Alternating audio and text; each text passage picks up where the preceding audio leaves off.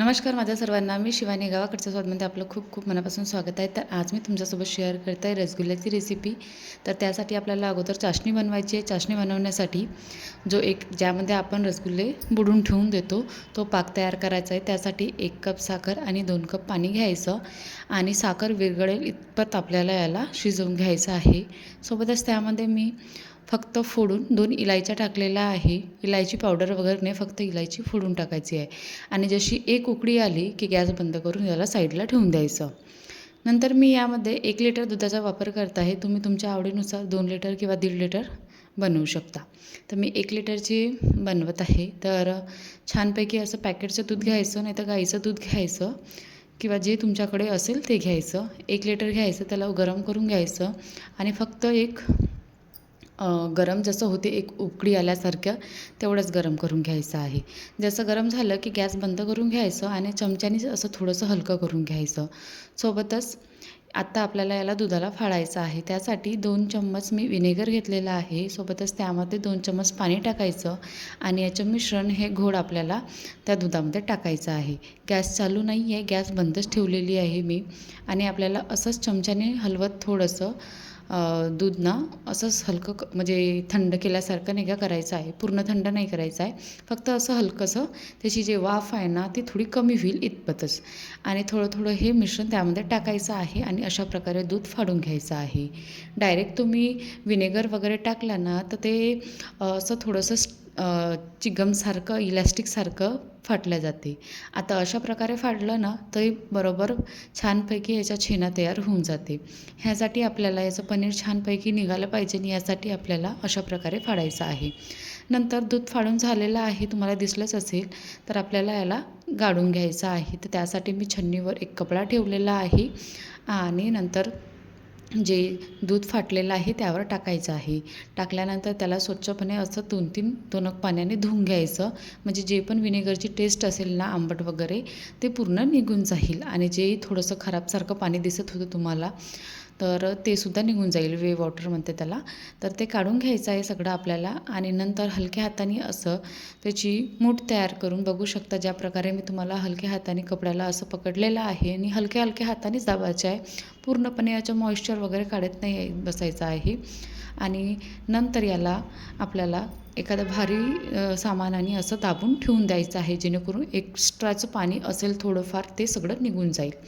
जोपर्यंत पाणी निघत आहे कमीत कमी 15-20 मिनटं ठेवून द्यायचं. तोपर्यंत आपल्याला याला शिजवण्यासाठी एक पाक तयार करायचा आहे. तर त्यासाठी मी 1.5 कपच्या जवळपास साखर घेतली, त्यामध्ये 5 कप पाणी टाकलेलं आहे. याला आपल्याला लो फ्लेमवर किंवा मीडियम फ्लेमवर पाक तयार व्हायसाठी म्हणजे साखर विरघळण्यासाठी ठेवून द्यायचं आहे. आता पाणी पण निघालेलं आहे पनीरमधलं म्हणजे छेन्यामधलं.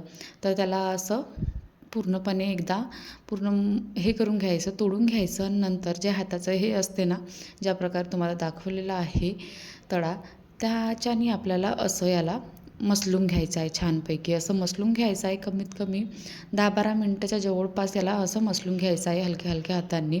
पूर्ण जेही काही क्रंबल असेल ना त्याच्यावाले सगळे मोठे मोठे गडे ते सगळे असे छानपैकी अशी मऊसर डो तयार होईल असं आपल्याला याला मळून घ्यायचं आहे. खूप जास्त ओव्हर पण नाही मळत राहायचं आहे, म्हणजे 20-25 मिनटं नाही करत राहायचं आहे, कारण की याला तूप सुटणं तयार होऊन जाते, घी सुटायला लागते.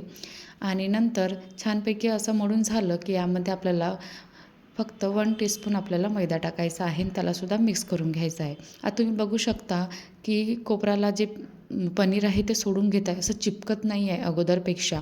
तर अशाच प्रकारे आपल्याला डो तयार करून घ्यायचा आहे याचावाला. आणि डो तयार करून झाल्यानंतर याचे छोटे छोटे गोळे तयार करायचे आहे. आता गोळे करण्याच्या अगोदर छोटा गोळा घेतला की बाकीचा जो डो आहे त्याला झाकून ठेवून द्यायचा ओलसर कपड्याने. आणि नंतर हे सुद्धा गोळे तयार करून झाले, रसगुल्ले तयार करून झाले की त्यांनासुद्धा झाकून ठेवायचं आहे.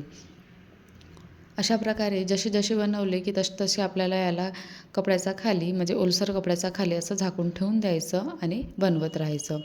बनवून झाल्यानंतर आपल्याला याला ज्या पाक बनवलेला आहे हा वाला हा तयार झालेलाच आहे, म्हणजे साखर विरघळली आहे. त्याच्यामध्ये आपल्याला याला शिजवायचं आहे. शिजवण्याचा अगोदर मी एका वाटीमध्ये 1 चम्मच मैदा आणि सोबतच 1/4 कपच्या जवळपास पाणी घेतलं आणि त्याचा घोळ तयार करून घेतलेला आहे.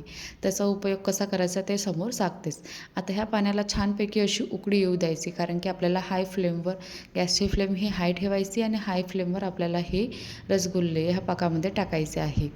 तर अशा प्रकारे उकळी आली छानपैकी अशी, की उकळत्या पाण्यामध्ये आपल्याला हे रसगुल्ले एक एक टाकायचे आहे आणि याला 2 ते 3 मिनटं असंच बिना झाकल्याने होऊ द्यायचं आहे. 2 ते 3 मिनटानंतर आपल्याला जे बनवलेलं घोळण आहे थोडं थोडं ते कमीत कमी 1-2 चम्मच आपल्याला टाकायचं आहे. 3 चम्मचच्या जवळपास ते घोळण टाकायचं, 2 किंवा 3 चम्मचच्या जवळपास. आता बघू शकता रसगुल्ल्याचा साईज हा हलका हलका थोडासा चेंज होत आहे.